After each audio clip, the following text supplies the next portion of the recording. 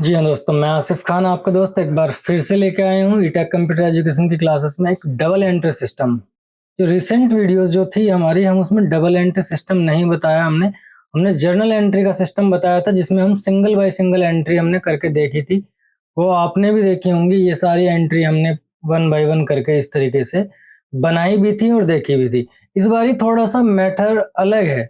इस बारी जो चेंजेस हुए हैं वो हमारे यहाँ पे सामने आपको देखने को मिलेंगे। एक्चुअली होता क्या है, डबल एंट्री सिस्टम में बहुत सारी चीजें ऐसी होती हैं, वो स्टेप बाय स्टेप बढ़ जाती हैं। मतलब उनमें कुछ चीजें बढ़ जाती हैं, कुछ चीजें रह जाती हैं। जैसे कि कोई भी एक बिजनेस शुरू करते हैं, तो बिजनेस में हम दो तरीके से शुरू करते हैं। एक, हमारे पास में सीधा कैश ही होता है। अगर हम कोई नया स्टार्टअप कर रहे हैं तो हमारे पास में नया ही कैश है और हम कैश से शुरू कर लेते हैं। लेकिन कई बार ऐसा होता है कि हम कोई बिजनेस शुरू करते हैं, बिजनेस शुरू करने के बाद में हम उसमें फेलियर हो जाते हैं, तो उसकी जो कैपिटल होती है या उसका जो एसेट्स होता है वो हमारे पास में सेव रह जाता है और हम उसको नए बिजनेस में डालने की कोशिश करते हैं। तो वो बिजनेस में जब उसकी हम एंट्री चढ़ाते हैं या उसको पूरा फाइनेंशियल स्टेटमेंट रेडी करते हैं, तो हमारा बचा हुआ एसेट्स भी उसमें हमारी एसेट्स में काउंट होता है। तो उन चीजों को हम किस तरह से यूज करेंगे इन डबल एंट्री के सिस्टम में हम देखेंगे।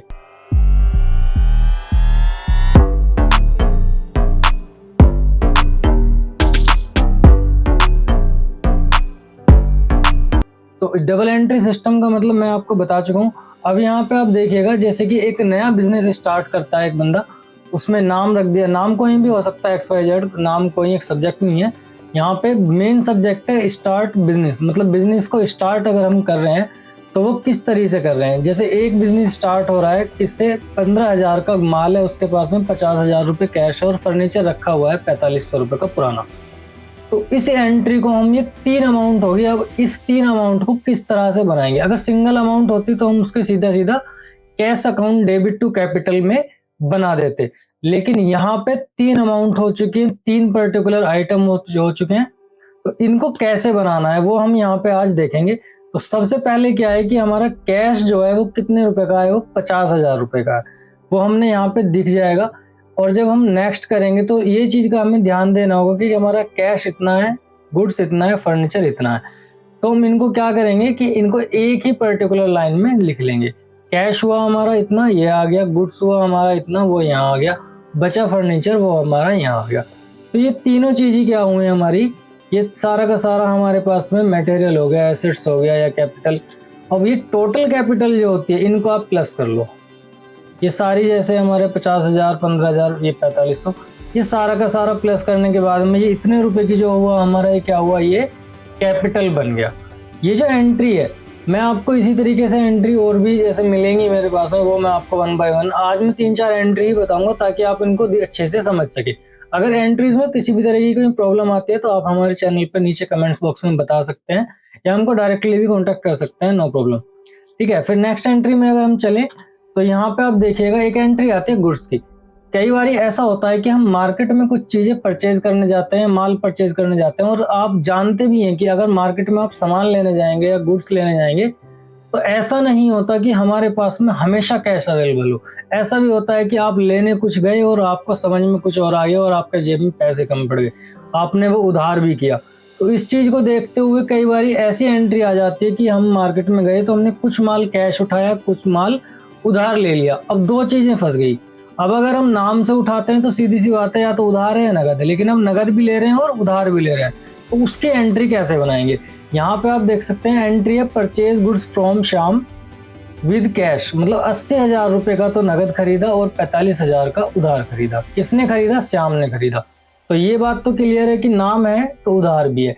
अगर खाली नाम और कैश होता और उधार की कोई अमाउंट नहीं होती तो एंट्री सीधे हमारे कैश में जाती, नाम से हमने कोई मतलब नहीं था। लेकिन यहाँ पे कैश भी दिखा रखा है और क्रेडिट भी दिखा रखा है। तो ऐसे सिचुएशन में क्या करेंगे, सबसे पहले परचेज गुड्स। सबसे पहले हमने ये देखना है कि हमने जो टोटल माल खरीदा उसकी वर्थ क्या है।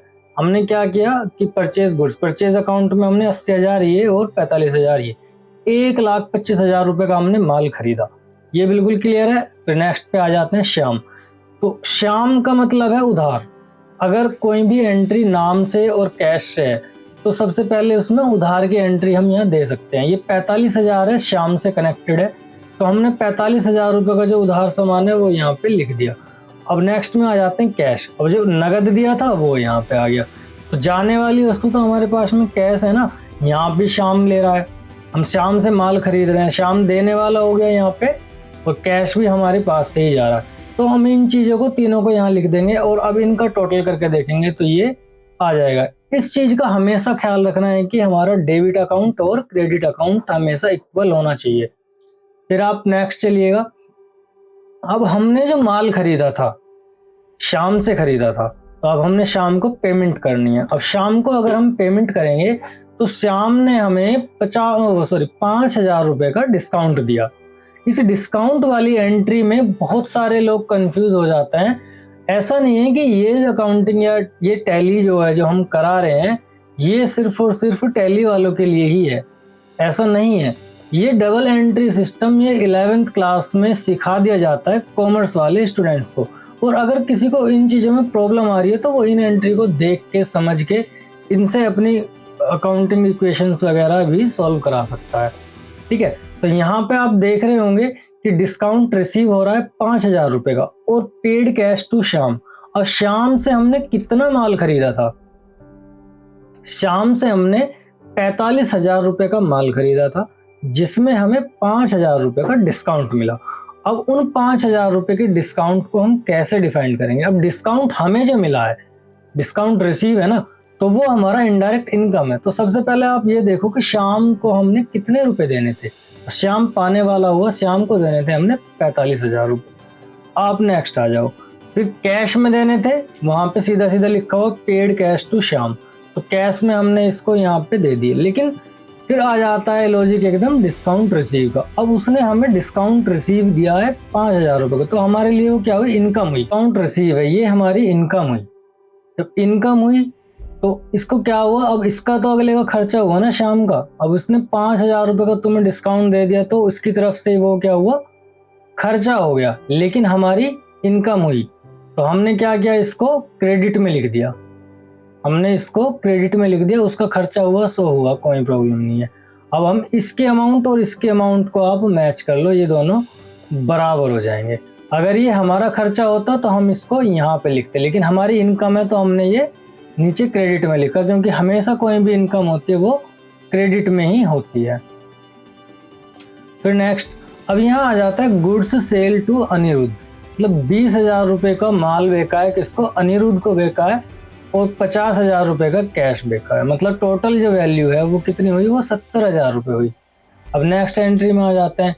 यहाँ पे हम देख सकते हैं कि सीधे सीधे हमने क्या किया कि 50,000 कैश में चढ़ाए, 20,000 अनिरुद्ध में चढ़ाए। तो सीधा वो तो सेम लॉजिक जो परचेज में था वही सेल्स में है। अब नेक्स्ट सेल कितनी हुई? टोटल 70,000 रुपये की। ठीक है, इसमें कोई अगर प्रॉब्लम हो तो आप मुझे बता सकते हैं।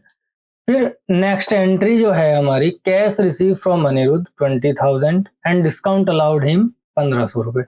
अब कैश रिसीव होगा अनिरुद्ध से, क्योंकि अनिरुद्ध हमें माल बेचेगा, मतलब सॉरी, जो हमने उसने माल हमसे खरीदा था या हमने उसको बेचा था, तो उसने अब वो हम उसको डिस्काउंट दे रहा है, वो हमें वो सॉरी हम उसको दे रहे हैं 1,500 रुपये का डिस्काउंट। ठीक है, डिस्काउंट अलाउड हिम।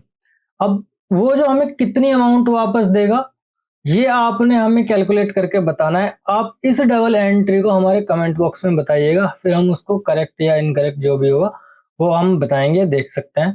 ठीक है, इसी प्रकार की वीडियोस और देखने के लिए आप हमारे चैनल को सब्सक्राइब एंड वीडियोस को लाइक एंड शेयर जरूर कीजिएगा, और हमारी इन क्लासेस को अपने दोस्तों तक भी शेयर कीजिएगा। आपको भी बेनिफिट मिलेगा और उन लोगों को भी बेनिफिट मिलेगा। Thank you.